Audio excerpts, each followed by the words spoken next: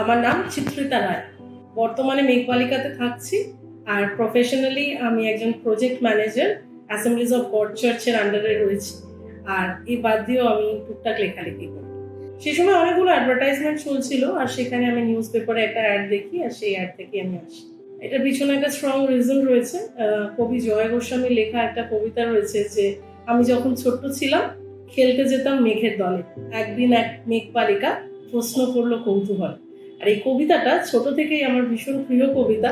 যখন নামটা আমি প্রথম দেখি তখন সেটা আমাকে ভীষণভাবে অ্যাট্রাক্ট করে। আর যখন সেখানে প্রজেক্ট যে ভিজিট করি, ভিজিটের সময় সেরকম ওখানে কিছুই ছিল না, কারণ আমি একদম আর্লি স্টেজে গেছিলাম। কিন্তু যখন প্রেজেন্টেশন নিয়ে আর শুনি যে কি করতে চলেছে ইডেন সেখানে, সেটা আমার দৃষ্টি আকর্ষণ করে। কারণ এক টুকরো শহরের বুকে একটা ছোট্ট গ্রাম বাংলার যে আভাস, সেটা ইডেন আমাদেরকে উপহার দিয়েছে। এটাই কারণ ছিল। আমি একজন সিঙ্গেল ওনার, আর আমার ফ্যামিলির মধ্যে এটা আমার প্রথম প্রপার্টি, আমাদের নিজের কেনা।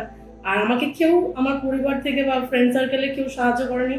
যখন ফ্ল্যাটটা হ্যান্ড ওভার পাই সবাই ওয়াজ ভেরি অ্যামেজড, কি একটা ফ্ল্যাট ওটা কিনে নিলি আর কেউ জানলো না কিভাবে। সেটা হয়েছিল শুধুমাত্র ইডেনের জন্য, তার সেই স্টাফেদের জন্য যারা প্রত্যেকটা মোমেন্টে সহযোগিতা করেছে, এবং টোটাল প্রসেসটা ভীষণ ভালো ছিল।